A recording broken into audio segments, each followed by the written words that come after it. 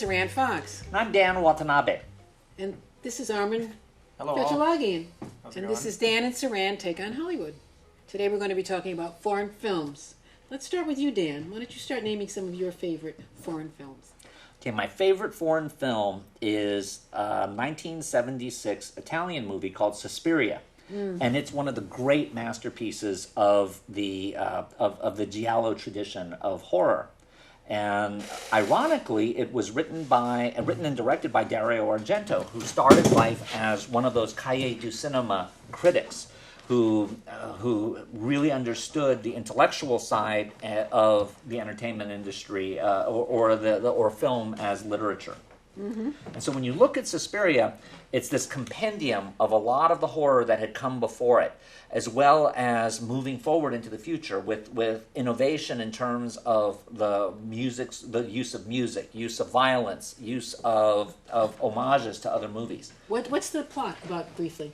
It's an Italian horror movie, so there really isn't a plot. It's more or less a coat Did they hanger run for out of great pasta? scenes. And what happens in the More or less, what the story, such as it is about is a young American ballet dancer goes to a school in Germany where witches are the order of the day. The school is run by witches who have very dim views of people who do not support their particular view of the way people should behave in the world. Mm-hmm.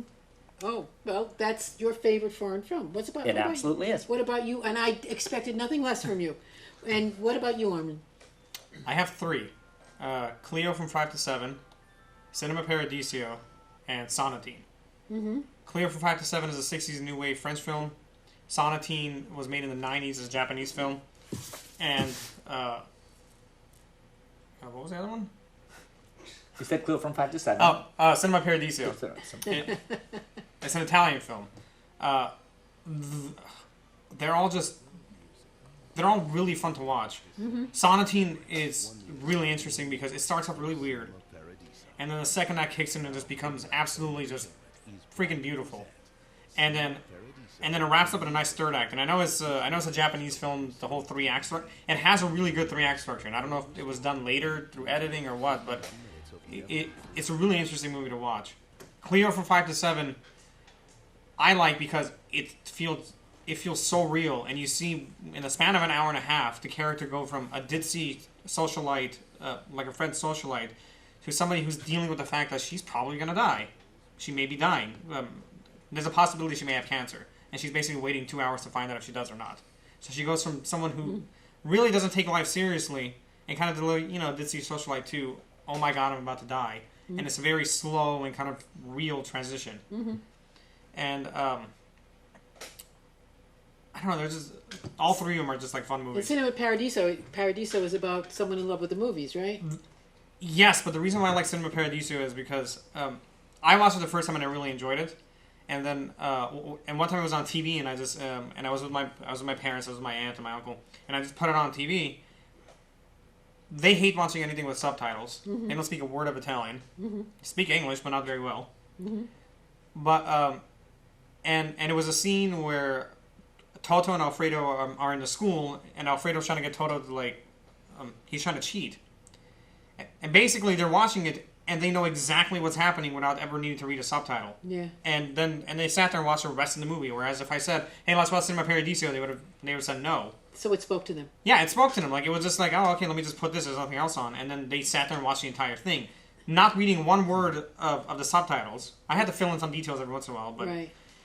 That was why I liked that one, because it was just easy for people to watch. Well, to spot a cliche, that's the power of film. Yeah. The power of visual. Which version of Cinema Paradiso was it? I'm assuming it's a short version. Okay. All right. Or the Weinstein version. Dan Watanabe has such knowledge of short versions and long versions. I so admire your knowledge of trivia, of minutia, because it brings to anything that you talk about, or makes it even more informational for all of us. The reason I mentioned that about Cinema Paradiso is that with Cinema Paradiso, there was a period when they brought back the uncut version to show people, and it was a whole hullabaloo. And then they actually screened it, and the audience who had loved the other version of the movie were not liking it. That is interesting, because we have talked about in the past, like A Star is Born, where people are in love, they think it's sacrosanct, the director's cut, or the first cut, the uncut version, and very often when it's shorter and it's cut, because a minute of screen time is an eternity. It, depending on how you cut it, makes a big difference. Yes, absolutely. I was interning for a management company a few years ago, and we got a cut of Drive before they got a theatrical release. It was about a month or two, like 2 months before I got a theatrical release. So I went home and I watched it, and I was like, oh, okay, this is interesting. But it didn't. I was like, okay, this is kind of cool. And then I saw the theatrical version. It was cut down a lot. The pacing was a lot faster, and the order was a little bit different in the beginning, and it was just so much better. Well, here's an interesting thing, because my favorite foreign film is 3 to 4 hours long. I can't remember exactly. And it's a film that was made by the French director Marcel Carne, I think in 1942. I think 3 hours and 12 minutes. 3 hours and 12 minutes. And it was made in Paris during the German occupation, and its theme is freedom and liberty. And it's called The Children of Paradise, Les Enfants du Paradis, and the storyline is basically this clown. What is his name? The name of the lead character, the actor, I can't remember his name, is in love with Arletty. Yes. They're in like a vaudeville show, and the themes of it are freedom, and basically they had to sneak supplies, crew, where they shot under the table, because the Germans were in charge of everything, and they would not have allowed them to make this. So it was an act of courage to make this film. That reminds me of La Strada. Yeah. What's his name's movie? The guy who did 8.5. Fellini. Yeah, Fellini's movie. That one's hard to watch, but it's a really great foreign film. Yeah, because of the brutality, because of Anthony Quinn's brutality. And you would never guess, Anthony Quinn wasn't. Is he Italian? No. Yeah, you would never guess he wasn't Italian. No, and you would never guess he wasn't Greek, because he played Zorba the Greek also. Another of my favorites are Satyajit Ray's Apu, World of Apu, Pather Panchali, and Aparajito. I'm pronouncing it the Spanish way. It's the Apu trilogy. I've seen those about 6 years ago. I will tell you that many years ago, when I was living in New York with my husband, he dragged me to the Thalia Theater on the Upper West Side of Broadway. It was the art house in the Upper West Side. He wanted to take me to see an Indian film, and my thing was, oh, they're all so poor, and everything smells like curry. You know, this spoiled little 23-year-old, and I fell in love with Satyajit Ray's films. He also made another wonderful film called Devi, where a young child is considered to be a goddess, and everybody worships her, and things don't turn out very, very well. What's interesting about the World of Apu trilogy? Yeah. When I first saw it, it was actually in Professor DeCurso's class. You see the quality in the way he makes his movies change per movie. Yes. That's what I found really interesting about it. Like, you saw him grow as a filmmaker as the character of Apu grew from, a kid to an adolescent to adult. And one of my favorite scenes in all of filmdom is in, I think, the first one. Somebody dies, an old man or an old woman dies. It was the aunt. The aunt or the grandmother. Yeah, I can't the aunt or the remember which one grandmother she dies, and immediately after she dies, he has a shot of these birds in the sky, and it's absolutely beautiful. And it also echoes for me one of my favorite scenes from The Conformist, where he shot from the driveway. The car pulls into the driveway, and Bertolucci shot from below, and you see the leaves in the driveway, and it's a comment, and it's just very beautiful visually, and you just get the sense of the season and of time passing, and that's one of my favorite images. You remember these things, you really do. So how about some more from you? Well, in terms of Indian cinema, there's a great there's a great movie called Purana Mandir, and I know I just butchered the title, but what it was the first of the Indian horror musical kung fu movies. So it's like 2.5 hours, and it's wild because you get to see this demon named Samri, who's beheaded and thrown into a tomb, much to the chagrin of the priest, who says, "Do not do this. Do not do this. You need to go through this ceremony to make sure that he stays dead." And they don't. So of course, 200 years later, he comes back and wreaks vengeance on this family. But again, in the middle of it, you have great kung fu scenes, you've got great musical numbers, and you have interesting ghosts. So it's typical of Indian cinema. It's also echoes Bend It Like Beckham and Slumdog Millionaire. The Yes, very end, yes. Because I never realized, if you want to party, go to an Indian wedding. Yes, Because definitely. they love to party, and that music is so awesome. And for people who seem like so very self-contained, to see them let it all hang out, and the music is just wonderful. I was at my aunt's house, and again, we were with my parents, and they like watching a lot of foreign films dubbed in Russian. Like, there's a lot of websites that'll just stick Italian films, and they're all dubbed. Do your parents speak Russian? My dad does. My mom understands it, and my uncle and my aunt speak it. Right. But they put on this Indian film. I don't know what the title of it was, but it's an Indian film dubbed in Russian, and badly kind of badly dubbed. And it's basically the entire plot is this guy's dad gets killed by these gangsters or whatever, and in order for his dad to protect their son, his spirit inhabits this special car, a car that transforms into this really super car that ends up finding the kid, and basically at a certain point the car transforms back into it's really weird, but and I don't speak Russian, but again, I was able to understand exactly what was happening throughout the entire movie. It was really fun to watch. A lot of the movies are fun to watch. They're just strange and just. It's where they hang their freak flag. Let's put it that way. In Bollywood, you go to Bollywood, you hang your freak flag. Well, the reason why I've mentioned both Suspiria and Purana Mandir is that a lot of times as Americans, when we think of foreign films, we think of them as being these high art things. Yeah. But in reality, the average foreign film is very much like the average vernacular American film. Yeah. And I think it's great to celebrate those types of movies that we don't get a chance to see here because they have an energy that the art films that come over don't have. Yeah. For example, in France, yes, we have the Jean-Paul Melville movies, we've got Godard, we've got all of the great directors. But then you look at some of the Jean-Paul Belmondo movies or Alain Delon movies from the 70s and 80s, and they are great potboilers. Yeah. Like there was one called Boomerang that I really think is ripe for remaking in the U.S. Mm-hmm. It's about a kid who accidentally kills a cop, and so he has to, because they get busted at a wild party, so he has to go on the run. Meanwhile, his father is trying to clear his name, and we find out the father had a somewhat scandalous past. So it becomes a chase movie, and you would never expect where it ends up from where it begins. And that's what's exciting about looking at vernacular cinema from almost any country. And speaking of getting back to what we were saying about Americans and subtitles, I personally can't stand dub movies. It drives me crazy because I can read quickly. And what are your thoughts about subtitles? And I prefer subtitles because I like to hear the way the language is actually spoken. I also think it also preserves the way the music is supposed to come in, and you actually get a feeling of the movie itself. Because the subtitles, I won't necessarily skim over them, but I'll be really quick with it. So I'll get the idea of what's happening in the scene, and then I'll try and pay attention to the camera movements and the lighting and the way they're acting and the way they're saying that line. Like they could say, like I could read "I love you," but then seeing the way the person says it in French makes a big difference as opposed to it being dubbed in English. What are your thoughts, Dan? Because you have the insider's information that there's only so many letters that can fit. You have a 60-character line times 2. And you really don't want the bottom line to be 60 characters. So because people have to be able to read it.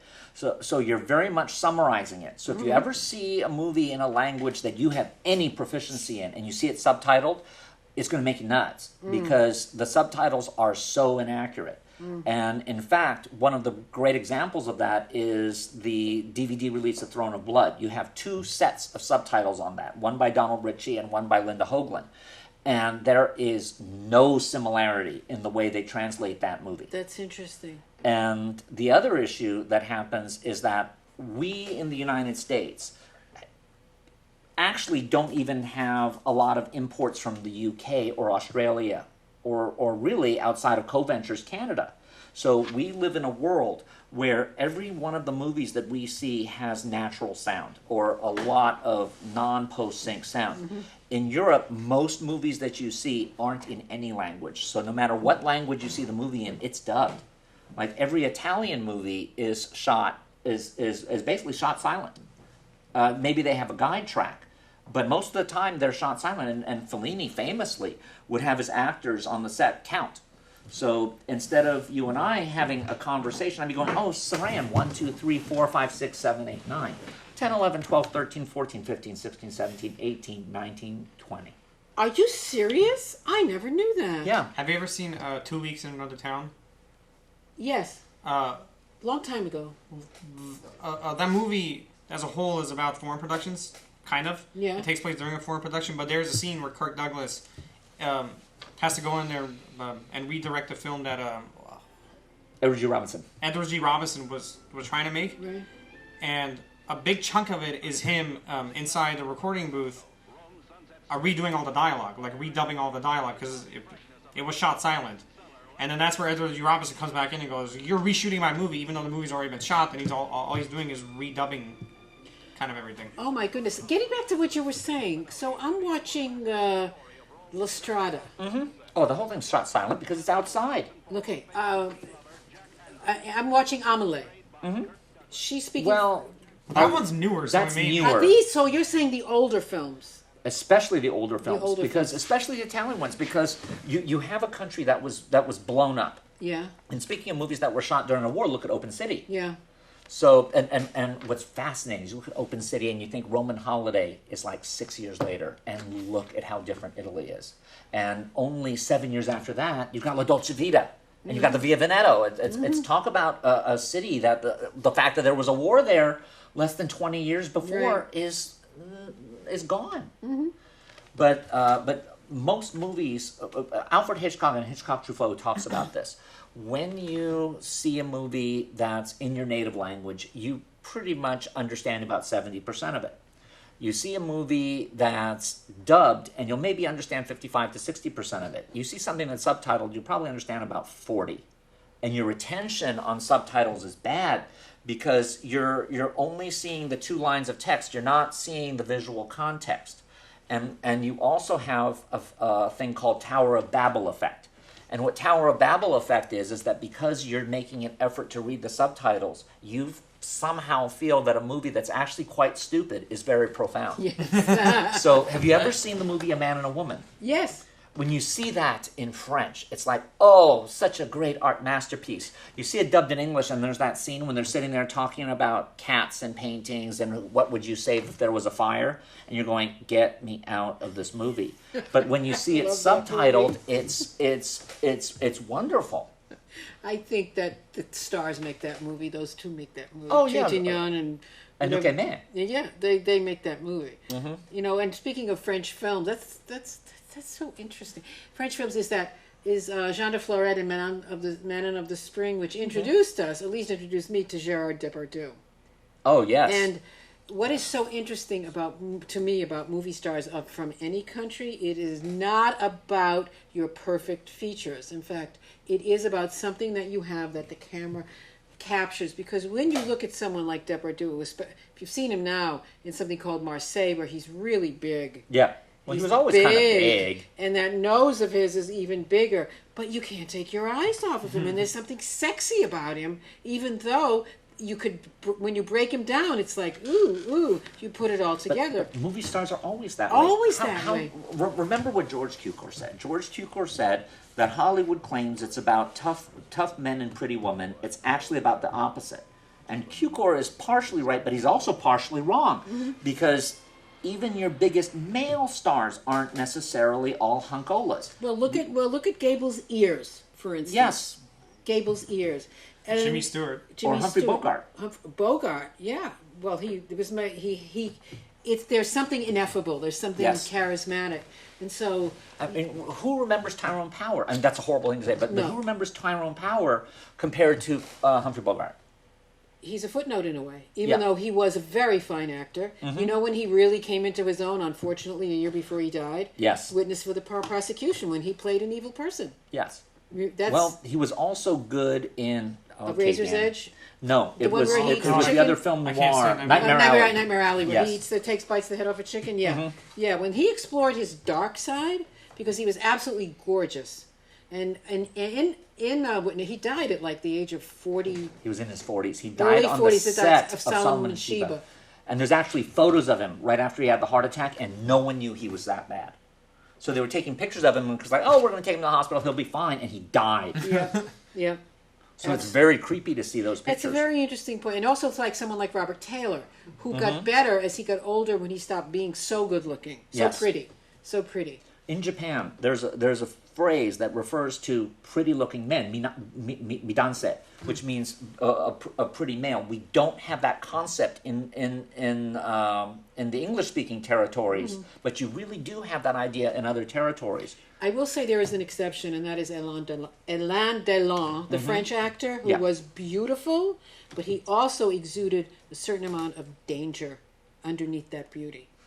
I don't think he was just a pretty face, at least for me. No, he wasn't. Look As at a him woman, I would look at him and go, oh my God, he's so handsome. But there was something in those eyes. He and Paul Newman did the same trick, Yeah. which is that they were both incredibly good-looking, and they used their looks against them. When I was talking about Boomerang, Yeah. he's using the fact that he's a good-looking guy to play a villain.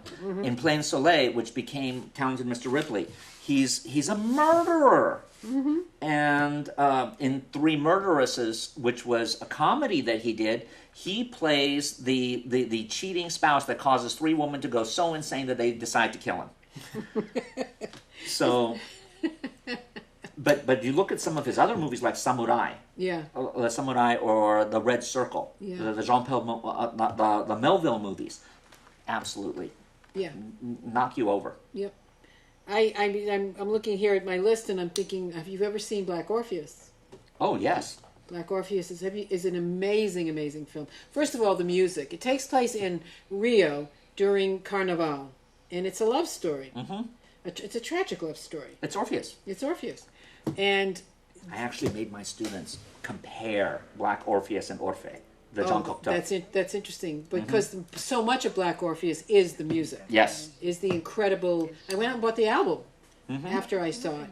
That's a brilliant film. I really love that. I think, and a lot of people might agree or know that there is like for instance, you hear an English person speaking and you think everything they say is Shakespeare because of the accent, when basically they're telling you their laundry list or their grocery list, right? That a foreign film equals, as you were saying, something highfalutin, high and mighty. And yes, there is great art that comes from these films. But I think a lot of the times people feel American films are inferior. And then you go to Europe and they've been in love with Hollywood for so many. Well, that's the issue I have with Red Desert. Yeah. The Antonioni film. It's an Italian, it's foreign, it's Monica Vitti, I get it. But the entire movie bugs the hell out of me because all it is Monica Vitti's character playing a victim in every possible way. And I remember we were watching it and there was a discussion afterwards and everyone's sitting there being really sympathetic to Monica Vitti. Oh, poor Monica Vitti. You know, she got in a car crash, her kid might have polio, her husband, and I'm like, no, she likes being a victim. Right. And it dawned on me, it was just like, if this thing was in English, none of you would have cared about Absolutely. it. I'm not an Antonioni fan. My late husband and I walked out on Zabriskie Point. We couldn't take it. And blow up. The first half hour of blow up is awesome. The rest of it is crap. He's interesting to watch. Yeah. But you just kind of got to take it with a grain of salt and just really not see what it, not overanalyze it. Like, I can't stand it when people overanalyze some movies. I'm like, no, it's not that complicated. You know, this discussion is reminding me of a documentary I watched on Turner Classic Movies about the German film industry that basically came to Hollywood when Hitler came to power. So, including Billy Wilder, including Lubitsch, including directors, art directors, photographers, all of them. And they were all Jewish. We got the big one too. Yeah. Fritz Lang. Fritz Lang, yes. Fritz Lang, who was almost single-handedly responsible for our action movies today. Our superhero movies are a direct relation to early Fritz Lang, whether it be The Spiders or Dr. Mabuse. Metropolis. Metropolis. He was foundational. Yes, absolutely. The Ring trilogy. Well, speaking of Fritz Lang, Contempt is an interesting movie featuring him. Yes. Yes. And it talked about how they adjusted, how Paul Kohner came with his wife. Paul Kohner then became a big agent. Yeah, became a big agent, and she gave birth to Susan Kohner, who was in Imitation of Life. Imitation of Life. They talked about how they had a fund where when you There were like hundreds of them. You know, the crew members, writers, actors. They all gave money to help others who were Yes. struggling, and it was just very interesting how Hitler just drove out, because the German film industry was booming in the 20s and in early 30s. They were making fabulous movies like M with Peter Yes. Lorre, who was Peter, somebody Lowenstein. One of my favorite ones is The Cabin of Dr. Caligari. Yes, very, very influential. It's creepy. It is very creepy. And they all came over here, and most of them found careers. And of course, Billy Wilder had probably the biggest career. I think one of my favorite German films, even though it's a more recent one, is Das Boot, Yes. and the Wolfgang Petersen movie. Yes. Yes. And the reason why I like that movie is because the entire time you're watching it, and you know it's about Nazis, you know it's about these guys in the U-boat, but at a certain point you forget that it's about Nazis, and it's just these soldiers trying to survive. And and I think he did a really great job of. Not everybody in this. I mean, for the most part, but it was kind of like not everybody was fighting the fight because they wanted to. A lot of them Yeah, were just they were dragged just into this. soldiers, yeah. Yeah, and it's just shot inside the submarine back and forth. And it's really great. It is a great film, German and, film. you get that claustrophobic, isolated, insular sense. Another great German film, and more recent, is The Lives of Others, which is a wonderful movie about the East German. I don't remember the name of the organization, the spy organization. This takes place before the wall came down, and it's so fascinating what it does to this man, his spying on other people, what it does to him. Did you ever see Goodbye Lenin? No. Okay, Goodbye Lenin is one of those movies that was made after the wall came down, and it's a comedy, and it's a real fun movie about a family whose mother has been in a coma since before the wall came down, and so she does not know, and they cannot give her a big shock because then she'll die. So they have to pretend that the wall is still there, and they have to fake that East Germany is still communist. It's hysterical. That's hilarious. And there's another movie that this is a little bit more serious, but it's called The Nasty Girl, and it sounds like it's a porno. And yes, the fruit is ripe, and a lot of other German movies have questionable stuff. But if you want to see a movie that questions how Germany has handled its Nazi past, The Nasty Girl is fantastic.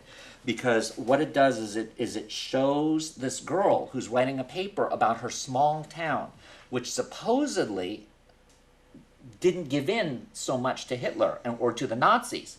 And so she's doing a paper about it that she's going to present and honor the town. But as she's doing her research, she found out that all of these people who are considered heroes were actually collaborators.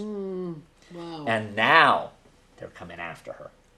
So it's a minor film. I wish it had a higher profile because it's really good and it's really thought provoking.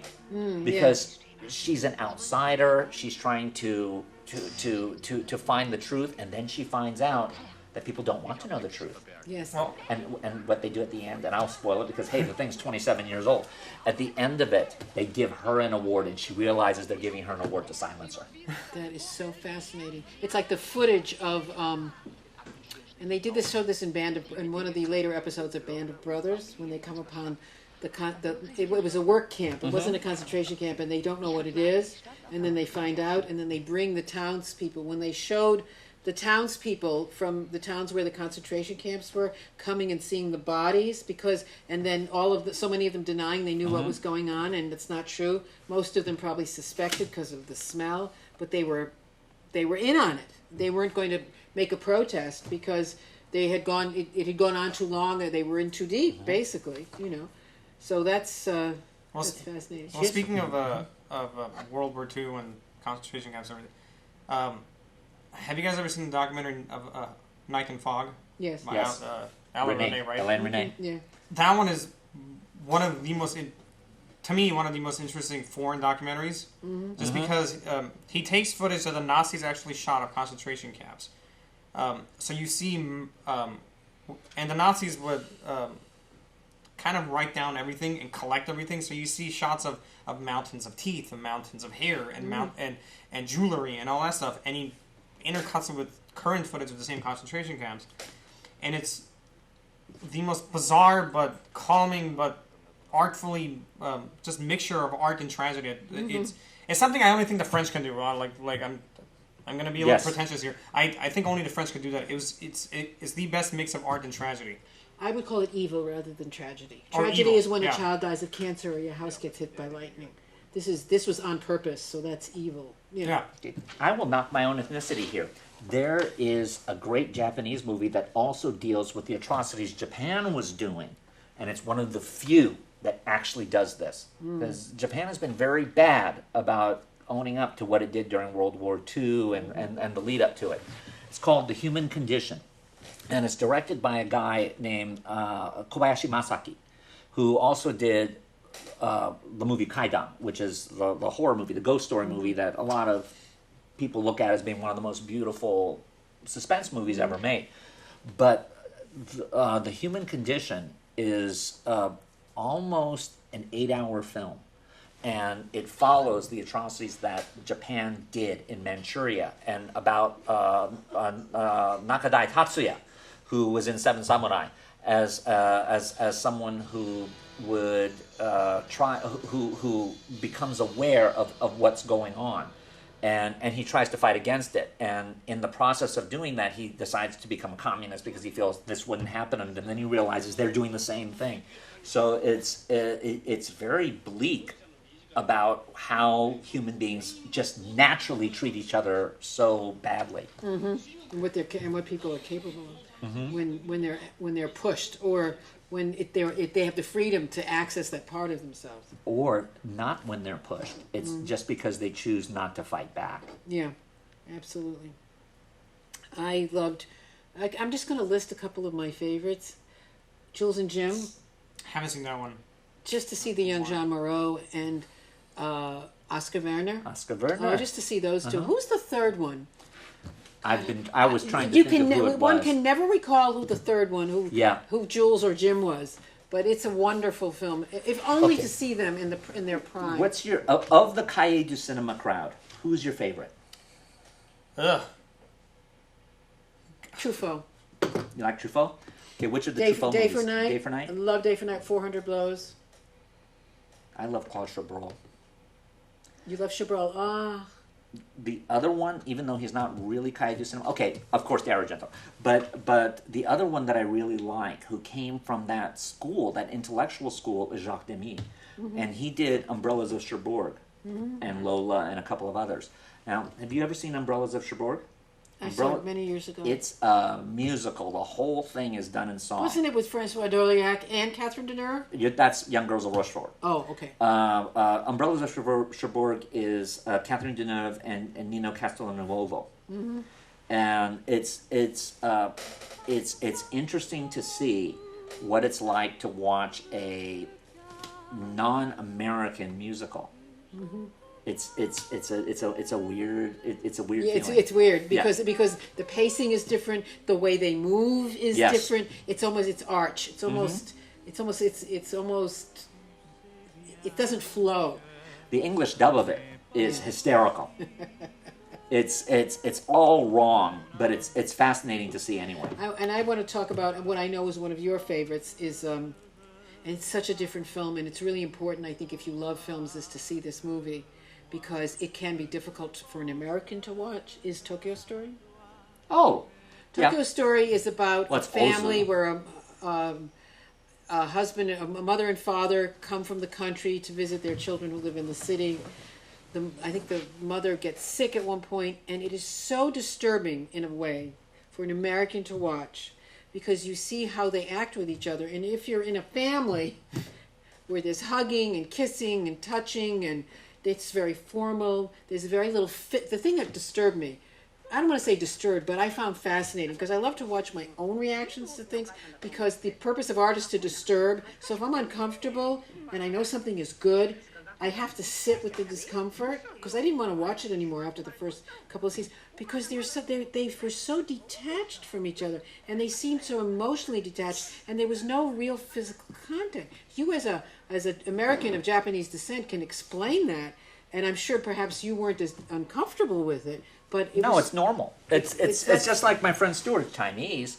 So obviously it's a Pan-Asian thing, is that when he goes and visits his mom after having not seen her for 5-6 years, it's like, oh, hi, Mom. Hi, Stuart. Yeah, you can use your bed. You know where the key is. And when I would go And then when you leave, it's like, bye-bye. and when I would go back to Fall River, Massachusetts, where I'm from, my mother just was hanging on me the whole time, you know? So, and my own children. Oh, no, Asians, we don't hug. It's I- like, yeah. I haven't seen the movie. What is their family interactions like? Is it very dry or? It's very, well, there's a lot of bowing, and there's a lot of very formal talk, and there's no touching at all. And these are mother and father with children. And there it is. Well, here's the thing about an Ozu movie. See, look at how the camera is low. It's because it's from the position of the tatami mat. Yes. And if you look at it, it's also the camera looking dead on at the people in a Yes. way that Americans won't. Yes. It's the dead on gaze, and not only that, but if you look at what the movie's about, who's the only person who treats the parents well? The daughter-in-law. The daughter-in-law. Who lost the husband. Yes. Yes, The others she's the couldn't care. warmest character. I will tell you though, like in so many films, there's a building emotion, so that by the time it ends, I was filled with emotion. So this is the power of film, even though it's not my culture, and it did kind of upset me that they didn't have any physical contact, or there wasn't a lot of warmth or seeming warmth. There was a lot going on underneath the surface. But that's when you have a culture that's thousands of years older than European culture. Guess what? You have plenty of time to come up with all sorts of ways of torturing your family members. The hugging and kissing thing, I'm going to say is an American thing. And I mean, just touching, just physical No. touch, just putting your hand Are you on telling something. us that Armenians aren't touchy kissy people? We hug and we do our thing, but we're not like overly ridiculous about it like some Americans are. We're just like, we'll walk into a room and like we'll just start yelling at each other, and that's just how we talk. Like it's not this like Thanksgiving we're all gonna wear the same But sweaters. even the yelling at each other, it's a lot of emotion. I mean, it's a lot of love. Oh, you know? but see, in Japanese families, you have emotions too, but you express them differently. How do See, I- in Japanese families, you tell someone that you are in such the doghouse by moving the soy sauce container. It's like if I came in from school and I saw that somehow the table wasn't set properly, I knew that either me or my dad was going to be in the dog house and would be having to sleep with Spotty that night because we had done something so terrible So that it's it can't even be mentioned. passive. It's the culture of passive aggression. Obviously, yes. That is so interesting. I'd like to bring up a Brazilian film called City of God, Yes. which is about the violence in the slums. Interestingly enough, Brazil has some of the most strictest gun control laws in the world, and illegal guns are rampant there. And it's about that subculture of street kids who get a hold of guns, and it's a brilliant film. There it is.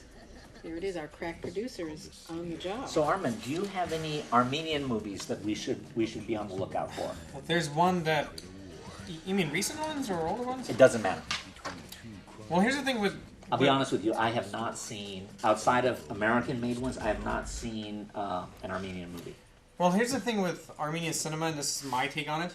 During the Soviet era, 60s, 70s, and I've seen one or two of them, they weren't necessarily the most artistic movies, but they were competently made, and they were fun to watch, and they were definitely about the culture. And depending on what city it was taking in, you had your different accent, you had your different ways of doing things.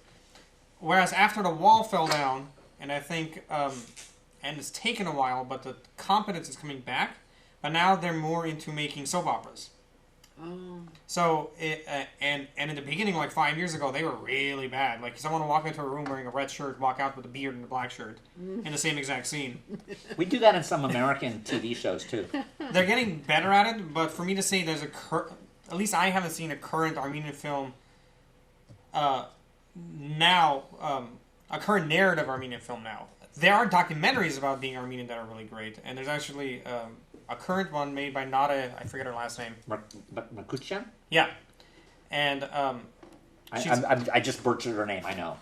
she's a USC grad, and basically what she did is she made a documentary about a woman who's born in Turkey who finds out she's Armenian, And then she goes back to Armenia and finds out about her roots and learns about the genocide, and it was just a whole identity crisis where basically kind of like growing up in Turkey, you never hear about it, and then a lot of people never hear about it, and then they go outside of it and they find out about this. So there's a lot of great documentaries about being Armenians made by Armenians, and there's a lot of great times where if you really look into it, you'll find somebody who is originally Armenian or whose grandparents were or something, and they made a great movie or a great TV show or something like that. But there's not one narrative film I can say now. Really, you got to look in the 60s, 70s. You find your good ones. When I was in moving a little bit east to Russia, when I was in development years ago, my producer boss Michael Greskov and I met with a young Russian director who was dating Shirley MacLaine, very handsome, Andrei Konchalovsky, who made a brilliant, it's 7 hours, 5 hours, called a brilliant film, a generational film, and I love a good generational film, called Siberiad, which I highly recommend. Really fascinating about this Russian family and the choices that it made, and it's a generational saga. And I don't know what he did after, but he came here to try and start a career, and I don't think it was successful. But that's an incredible, incredible film, and I highly, highly recommend it. You ever seen the Russian version of Hamlet? No. It's really good. It looks like a Laurence Olivier version, and I'm sorry, I don't know the name of the actor, but it's really compelling. It captures your attention. And the woman who plays Ophelia played Natasha in Bondarchuk's version of War and Peace. Yeah. What did either of you ever sit through all of the Bondarchuk movie? No. It's Long. It's long, and it's amazing to watch, and it's actually dramatically compelling. You can't take your eyes off of it. Speaking of long and interesting to watch, I know you're gonna have fun with this one. Weekend. Okay. Is that Godard? That's a movie Armin likes that I've I'm not a big Godard. I'm not a big Godard fan. I did like Breathless, mainly because of Gene Seberg. I appreciate Godard for his style. Yeah. And I think if you were to give him a really great script, as a director, like Porky's 2, which he allegedly directed. As a director, what's the movie that he made about somebody in the there's a building and there's an elevator? Oh God, this is when I need one of my children. But there's a French film. I don't. L'Ascenseur. Probably, yeah, I think so. But let's I wanted to touch on Last Tango in Paris, a Bertolucci film, with that wonderful performance by Brando and that young girl who Maria Schneider. Have you seen it? No, it's in my Warner Brothers collector set. I'm going through. Yeah, it's like the next. Don't watch it with your parents in the room. But what are your thoughts on Last Tango? I didn't like it. Yeah. I didn't like it because it was, to me, quintessential 70s. Now, I saw it maybe at the wrong era. To me, it was quintessential 70s Euro trash pretense. Now, remember, one of the reasons I'm saying this, because I was living in Japan so through a lot of this time. And so when a foreign movie would come in, it would be very different from a foreign movie coming into the U.S. Because a foreign movie coming into the U.S. is an event. Right. In Japan, everything's a foreign movie, including the American movies, right? Yeah, yeah. And so Last Tango in Paris is in there with a whole bunch of lower grade European art, not even art movies, but European films, often with similar themes, often very naughty. And how old were you when you saw it? 14? Yeah, you might want to see it again. I saw it when I was at USC. Oh, yeah. And I saw it and you once still have when the I was same, much older. Still have the same opinion? Because for me... Now that I'm older than Brando was in that movie, I did see it, and I'm still not liking it. The scene where he throws the rat at her, the scene with the butter, all of that are things I'm like, eh. There's that, but there's a level where you understand both of them. Mm-hmm. Where she's at a place in her life where she's willing to submit to him, and that he's lost his wife and all his hope, and he has that wonderful scene. If only for that scene where he breaks down and talks to his dead wife, It's a very powerful film, and one of the reasons why it's so famous is that it broke so many barriers as far as sexuality was concerned. These were verboten in a way, or Now it's like only, Red Shoes Diaries. or were seen only in porn movies. And it was Brando and Bertolucci who did this. Well, remember that was also the era for me. Okay, you're making me confess my embarrassments. But anyway, this was the time when those of us who were going to this nice little Catholic school decided we were going to practice our French and our Japanese by going to see the Emmanuel trilogy. And Was that semi-pornographic? Was that soft porn? Yeah, Sylvia Crystal and right. Elaine Cuny and all of that, and we're sitting there and we're watching because it's in French and none of us can really speak French, right? Except for Laurent. And so it was during that era of doing the artsy version. Today it wouldn't even it would probably be a PG. It's that mild. Yes. But for us it was really hot stuff. And we're walking out of the theater and we run into Brother Boudouin. And he's like, "Oh, where are you coming from?" And we couldn't deny where we were. The Ikebukuro Theater. And so we said, "Oh, well, we were practicing our French and our Japanese." That's so And he funny. said, "Don't wear your uniform. Don't let people think that you go to our school. Other than that, we understand." Oh, because they understood 14-year-old boys. They understood 14-year-old boys. Speaking of 14-year-old boys, this is kind of a segue into. By the way, we didn't have ratings in Japan, so we could see anything. You could see anything. Well, I don't think you should have ratings here. We shouldn't. And by the way, but that was in the era when in Japan, if there was something really naughty, they would censor it out. So you would never see anything. Well, this leads me to talk about one It of my was. favorite directors, foreign directors, which is Pedro Almodovar. Oh, yes. If only because he introduced Penelope Cruz and Antonio Banderas to the world. Law of Desire. Yes. Oh my goodness. And Banderas is a Carmen very Maura. is a very great actor, and Penelope Cruz is an actress I could watch all day long. You can't take your eyes off her when she's on the screen. And I love the spirit of his movies. His movies have the life spirit and have such a joie de vivre about them, while they also take a look at the darker side of life, tragedy. You know, those two nurses who were taking care of the patients. Talk to her. Yes. Right? That's very sad. But his films have a brightness to them, a life force to them that I'm very, very drawn to. Have you seen any of his films? I highly recommend. What's your Top of my favorite? head. My Voltaire. favorite one of his is still Law of Desire. Yeah. Because I saw that in '87, and that was when the gay renaissance was first beginning. You had Parting Glances, you had a bunch of stuff coming out, and then you had this Spanish import movie that all of the critics in LA were loving, and so my friend Greg and I were like, okay, this has got to be the most pornographic thing ever, so let's go see it. And it's an amazing film because it's at once wonderfully comic and hysterical, but also really tragic, and it will rocket between those two emotions really fast, and yet it compels you to keep watching, and it doesn't compromise the way American movies will, where they'll pull back when something gets too dangerous. Almodovar never pulls back. Never, and he takes chances, and the relationships that his characters have, they're so vibrant. There's a vibrancy to his direction. You ever seen Matador? No, I'm thinking of Voltaire. Talk to Her, Women on the Verge of a Nervous Breakdown. Matador is his most outrageous. It's the one about a guy who's claiming Maybe that I he's... have seen it. It's Banderas, who's claiming that he's doing all of these murders, and the murders are actually being done... This movie's 30 years old, so too bad if I'm spoiling it. And the person who's actually doing it is this lawyer, this female lawyer, who purposely goes after men, has sex with them like in a bullfight, and then stabs them in the back of their neck at the moment when they're having their pleasure. And kills them that way. And it's all about their romance. It's the most twisted movie ever. Yes, and he has this love of life, this vibrancy, and this wonderfully twisted mentality. You know, he lets you see people doing all kinds of, doing things against their nature, seemingly, and how chaos ensues. Chaos and hilarity often ensues. He's got a wonderful sense of the absurd, and yet he's very, very grounded. Very grounded. And once again, I'm just going to say two words.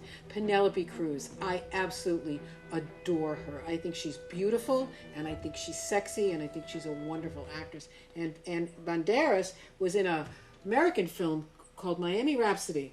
Oh yeah, he's Sarah great in Jessica that. Parker and Mia Farrow and Paul Mazursky, which is very underrated. Sarah Jessica, right before she started doing Sex in the City. It's a lovely movie, a wonderful movie about marriage and friendship, and the Banderas is the caretaker for her grandmother, and he's delightful. And don't you love it when you see a scene in any film where you think it's going to go one way and then the characters surprise you by what they say and do?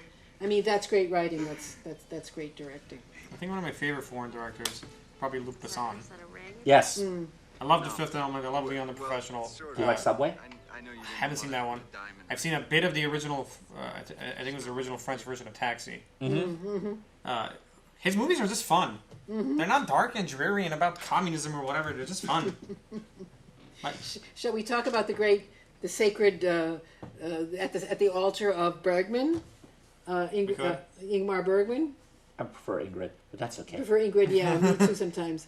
Although Autumn Sonata is pretty interesting. Autumn That's the one Sonata. with Ingrid Bergman. I think it was her last movie. She and Lee Ullman. Yes, I remember that. I saw that. I think Scenes from a Marriage, Fanny and Alexander, which is so. Scenes from a Marriage is great. Yes, and But you have to see in the short version. If you see in the long version, it's too much. I think the only one of his films I've seen is The Seventh Seal. yeah, and that's something you see once. It's tough to watch, and I think Very tough to watch. The subtitles don't It's help. Silent Spring. The Virgin Not Spring. Silent Spring. The Virgin Spring. They're which- very. They're, Virgin Spring is the pre-make of Last House on the Left. Wes Craven's debut really? movie. Yeah, it's a remake of Virgin Spring. it's about a rape, isn't it? Yeah, it's about a rape, and then the parents go after the rapist and kill them. I don't know that. The thing about some of Bergman's earlier films, the black and whites, is for me difficult to watch again because it's very somber. It's very Scandinavian. It's very heavy. But then he Actually, made Smiles- Fanny and Alexander. Smiles of a Summer Night. Smiles of, one of yeah, his early well, ones. Smiles of a Summer Night, which was turned into Little Night Music. Little Night Music, the Sondheim musical. That's a lovely film. And also, of course, Fanny and Alexander, where it's more lighthearted. Mm-hmm. You know, it deals with serious things, but it's much more lighthearted. I loved a film called Amores Perros. Mm-hmm. I'm just going to name a few. And I loved a film called Cachet, the French film, where they can't figure out where the camera is on that street, and then you look into the marriages and the relationships. And also a wonderful film called The Intouchables.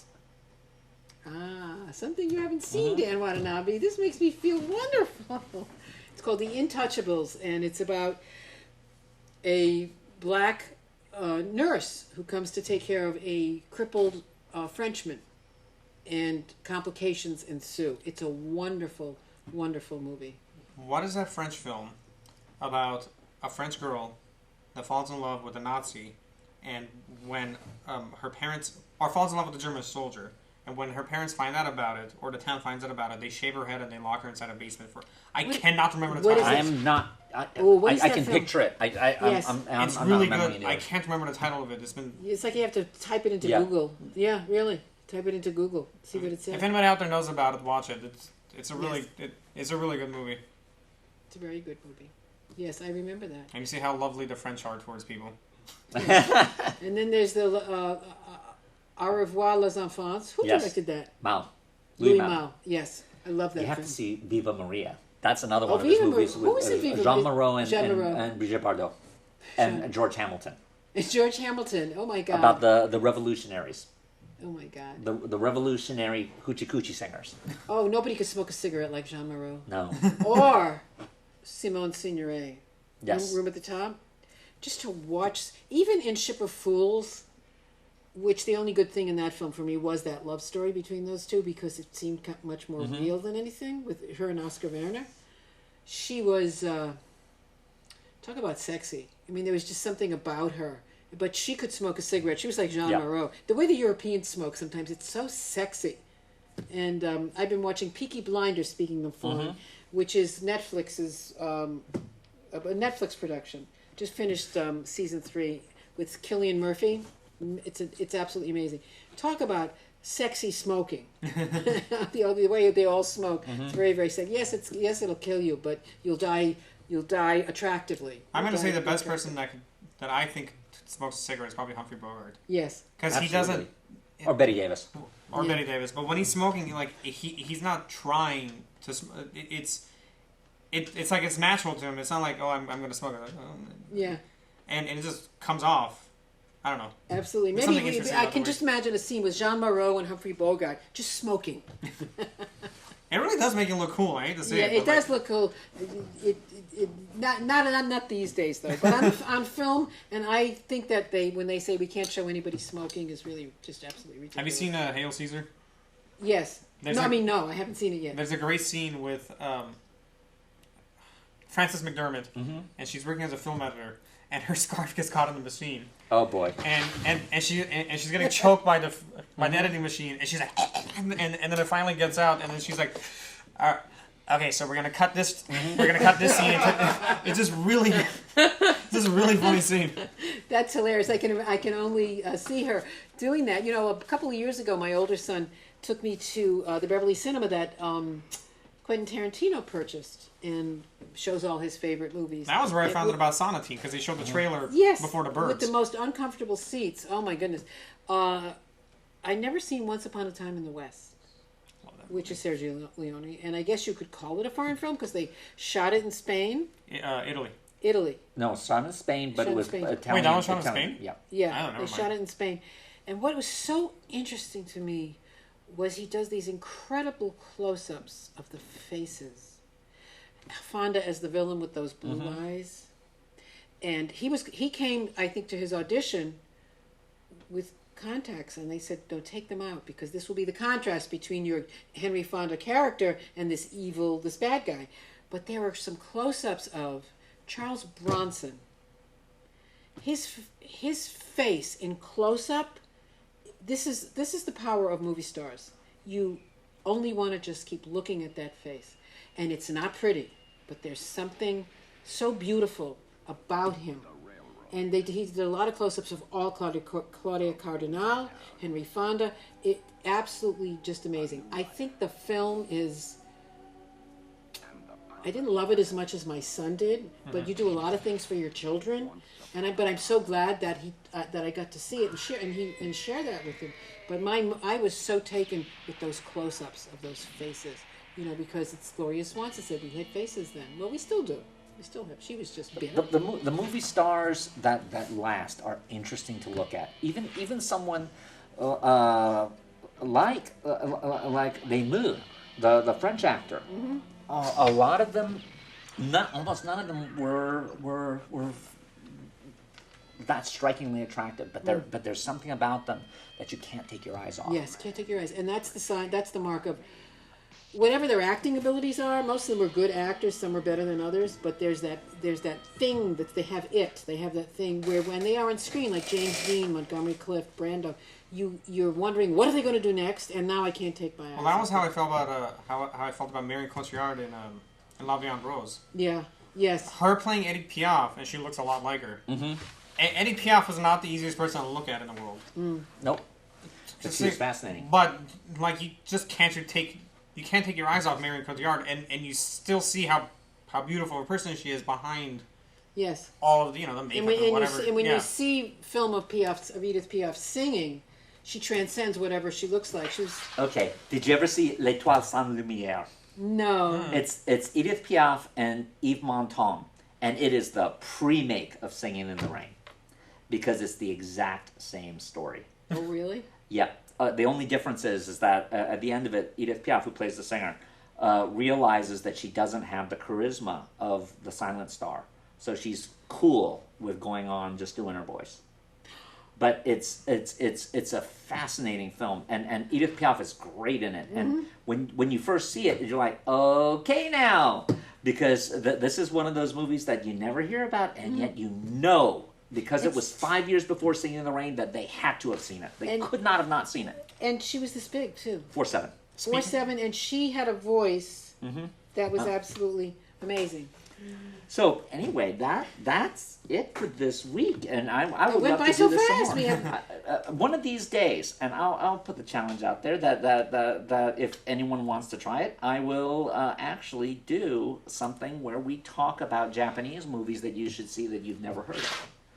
You've got a long list, I know. There's ones that are very that could be very interesting, Yes. like the one that you saw, Or like, the other. like Tokyo Story, which is not as well known as the Kurosawa films, Yeah, that's true. which we've all seen. Seven Samurai, Rashomon, Throne of Blood is not Kurosawa, is it? Yes, it is. It is, yes. So, Greatest Japanese film director, I think, is Kinoshita Keisuke. Yes. That's for another time. Well, everybody will be taking notes. So thank you very much. This is Dan Watanabe. This is Saran Fox with our guest Armin Fetalagian. Dan and Saran take on Hollywood. We'll see you next time. Thank you for tuning in. Thank you.